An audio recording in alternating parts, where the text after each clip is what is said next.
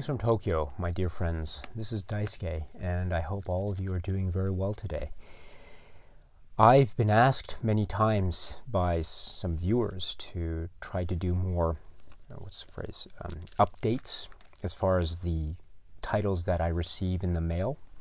And thank you very much for expressing an interest. I'm very flattered.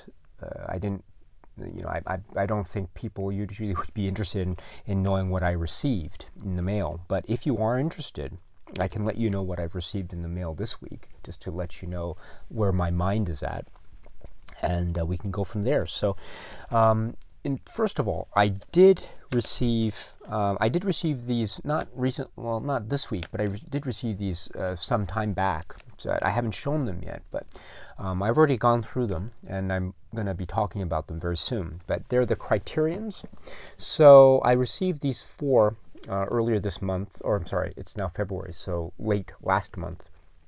And so there's this film, which is Notorious, which is the Blu-ray. Now, this was, as some of you may know, this had been an out-of-print DVD, but this is now on a beautiful Blu-ray. And so I'll be talking about this very soon, in fact. Then there is, let's go to Spine number 956, which is 24 frames, Abbas Kiarostami. So this was the first time I was able to watch this film, and oh boy, what a very memorable viewing experience this was, and I look forward to talking to you about this one very soon. But 24 frames, Abbas Kiarostami. Elaine Mays, Mikey and Nikki. This is a very interesting film, a great film, I think, and one that if you haven't seen it, you should. I can't wait to talk about this one as well. So this is Spine number 957. And then Spine number 958, 4 months, 3 weeks, and 2 days, Christian Mungiu. So this is one I'd seen before, but I'd only seen it once before. And seeing it again, it has not lost any of its power. My goodness. So this is strongly recommended. And again, I will talk about this in one of those, Criterion new release videos very soon. So these are the latest Criterions that I have. So I know that there have been releases that have occurred, but I haven't gotten those yet because, as you know, it takes time for things to come to Japan. Okay. Then I've been on a bit of a British TV kick lately, so I was able at last to get my hands on the DVD set of Inspector Morse. So this is the DVD set, complete case files. So I don't know if you know, I think I've mentioned Inspector Morse before, but I am a big fan of Inspector Morse. Inspector Morse is the for me, this is one of the great series, I think. I really love this series. Now, I know some people perhaps don't know the series or maybe haven't gotten into it, so if that's the case, then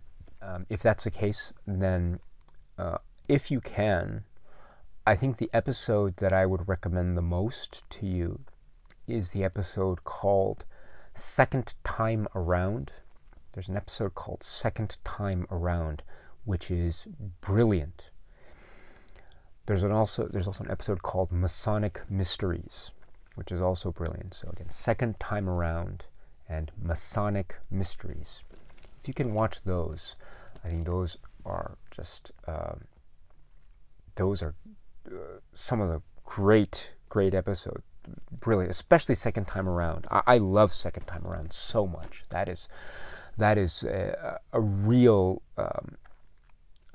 tour de force mystery, and it's so emotional.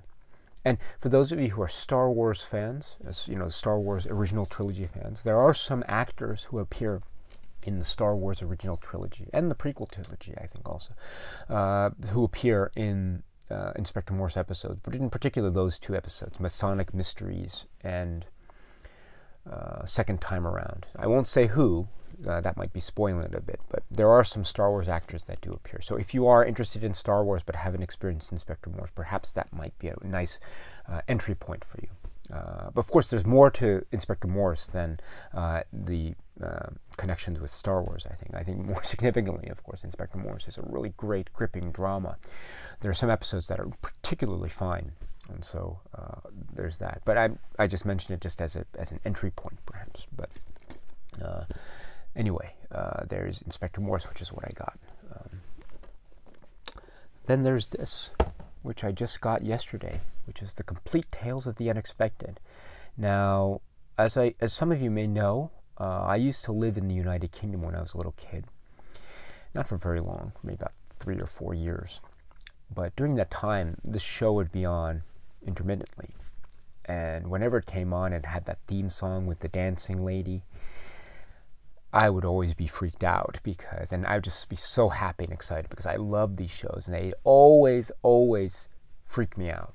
Always freak me out. This is like, for anyone who likes The Twilight Zone and you haven't heard of Tales of the Unexpected, you've probably heard of it already, but if you haven't, this is just great. It started out being direct adaptations of short stories by Roald Dahl, and in fact, in the early seasons, I think Roald Dahl actually appeared as the opening narrator or the person who introduced the things, rather like a Rod Serling type. But then the series developed to original teleplays, and Roald Dahl's appearances were no longer made. But still, there is a spirit of Roald Dahl's short stories, this idea of the short story with a twist, some kind of horror element or some kind of thriller element to it, which makes his short stories very compelling.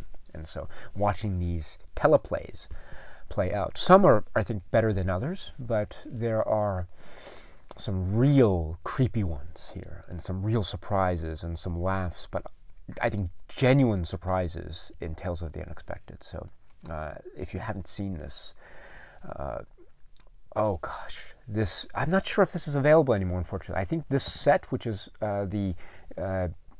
as you can see, this is the DVD set from the UK, so I think this is no longer in print, so you might have to get it used or maybe get it elsewhere, but or maybe you can find it online, who knows, but this is quite amazing, so I can't wait. Oh gosh, I love this show so much.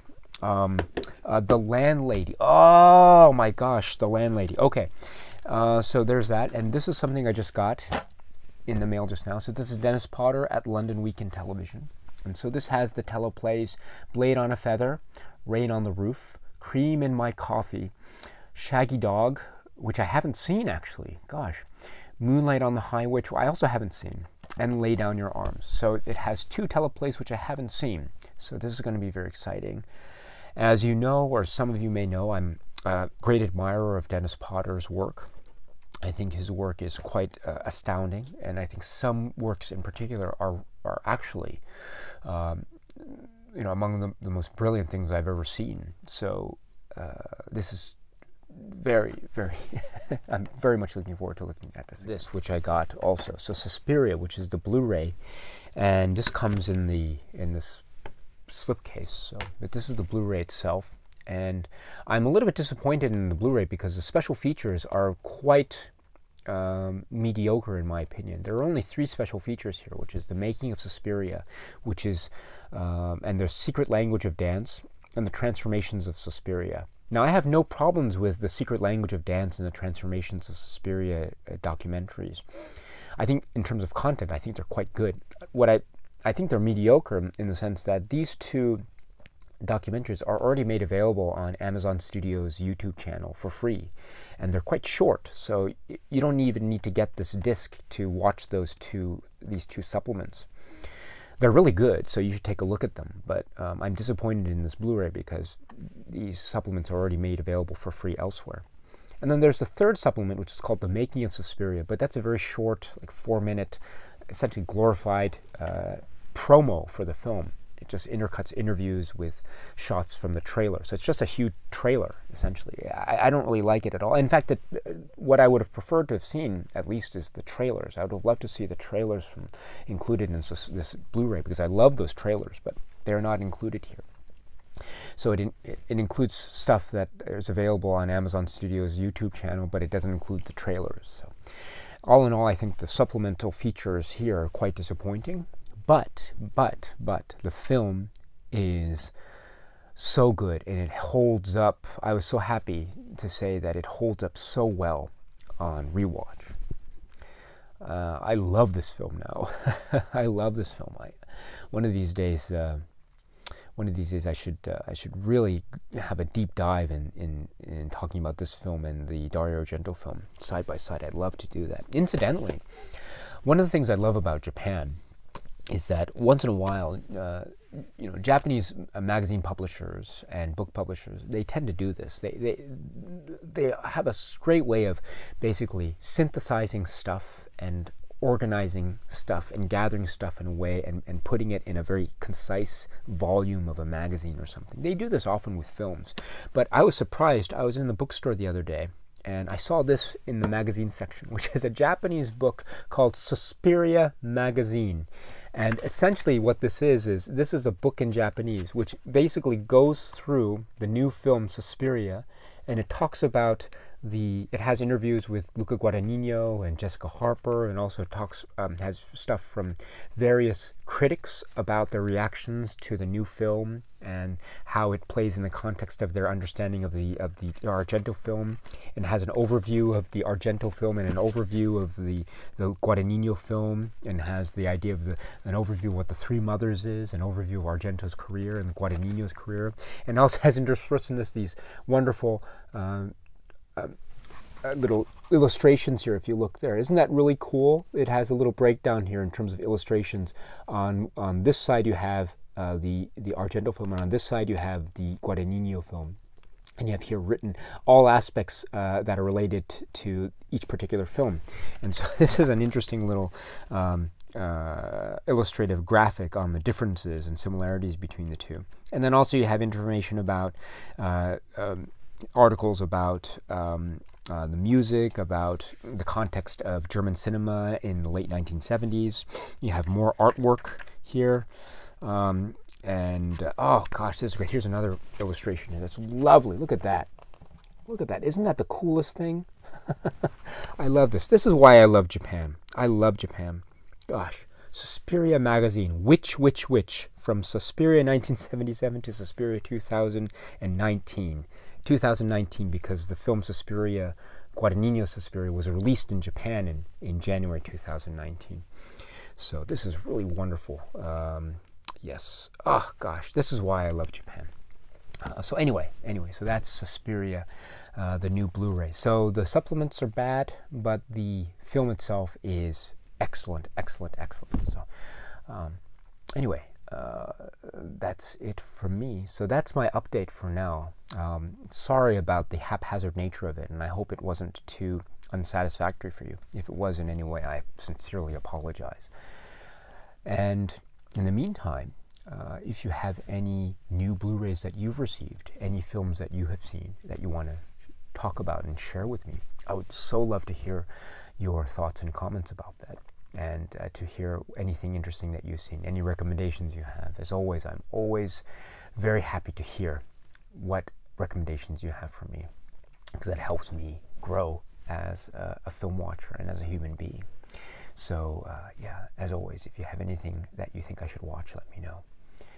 In the meantime, my friends, please be happy and healthy and well. And please keep on watching a lot of great films. Until we meet again, my friends. Cheers.